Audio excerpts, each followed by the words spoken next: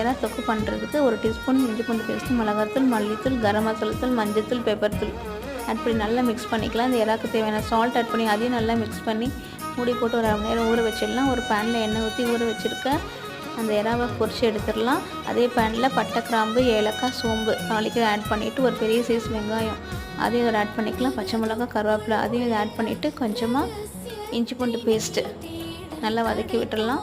அதுக்கப்புறம் ஒரு பெரிய சைஸ் தக்காளி அதையும் ஆட் பண்ணி அதையும் நல்லா வதக்கி விட்டுடலாம். மிளகாத்தூள், மல்லித்தூள், மஞ்சத்தூள், கரம் மசாலா தூள் அதையும் இதில் ஆட் பண்ணி நல்லா கலந்து விட்டுட்டு இஞ்சி பூண்டு பேஸ்ட் அரைச்சி அந்த தண்ணியை இதில் ஆட் பண்ணிக்கிறேன்.